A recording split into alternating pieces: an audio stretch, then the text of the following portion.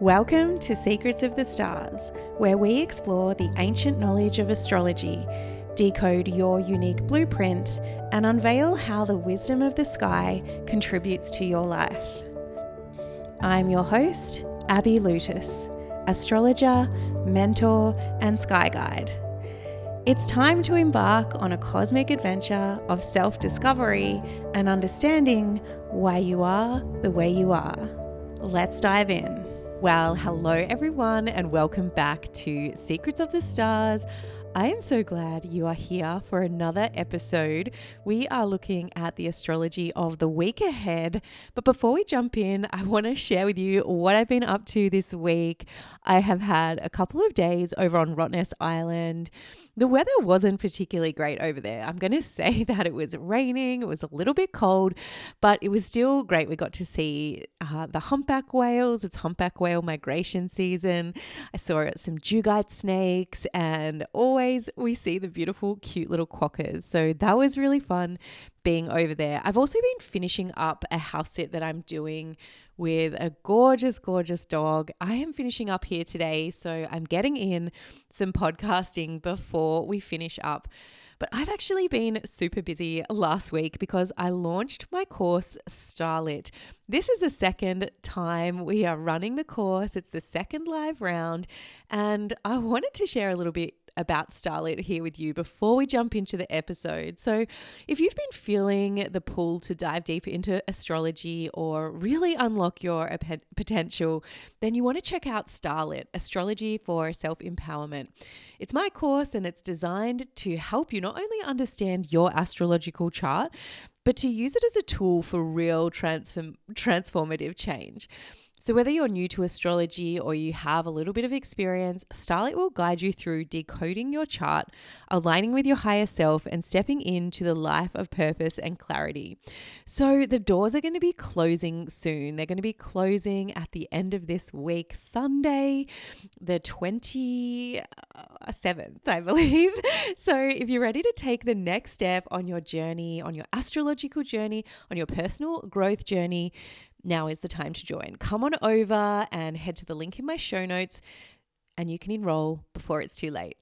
All right, so let's jump into the episode. And I want to remind you that I have also pulled a tarot card for the energy of this week. And at the end, I will share that with you. So to kick off the week, we have on Monday, the moon in Gemini. So the moon in Gemini, when the moon is, we're talking about the moon, we're talking about our emotions and our feelings. And in Gemini, the moon can be a little bit scattered, or the energy, our emotions might feel here, there, everywhere. We might feel like we've got a lot of things to do, a lot of things on our plate, and it can bring up feelings of anxiousness, all right? That's in its shadow. In its light energy, you might feel like there's like lots of little conversations going on, lots of socializing, maybe lots of ideas coming through for whatever it is that you are working on or something that you are dreaming up.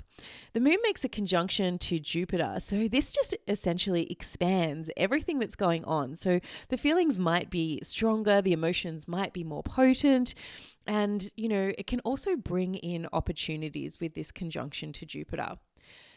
So then on Tuesday, the moon moves into Cancer, and this is a more enjoyable place for the moon. The moon is at home in Cancer. So this is a more nurturing energy. It's a more gentle energy.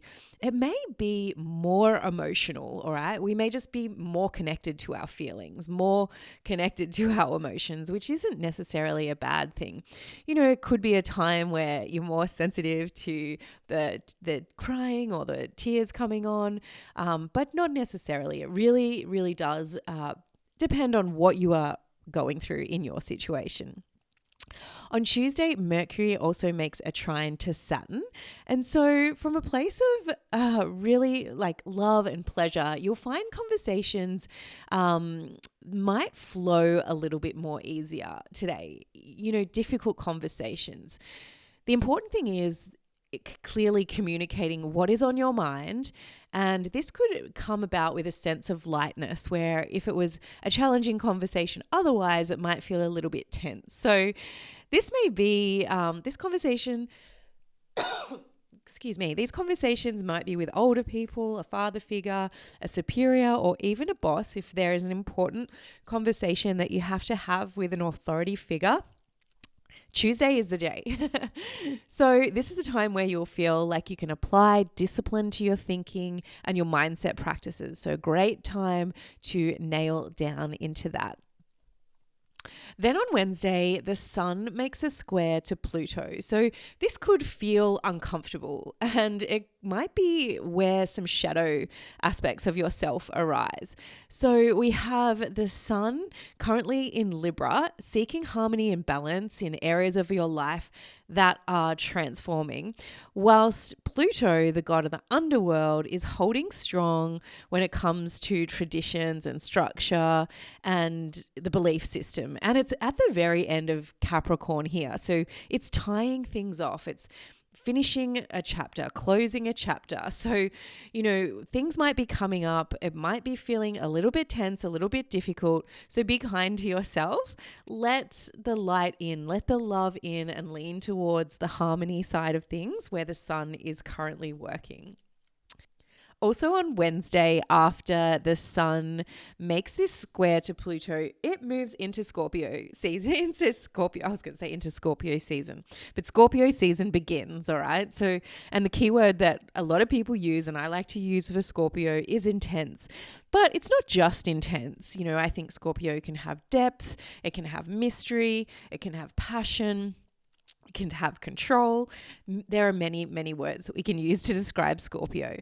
But, it could be a more intense time. So this season could also usher in a deep dive with healing or transformation. And, Scorpio is often seen as an uncomfortable sign of the zodiac with energies like jealousy or volatility or rigidity. But it's really about how you are engaging with the energy, because there's also beautiful energies with Scorpio, like mystery, passion, introspection, and courageous energy. They're also at play as well. So I would say draw on those energies.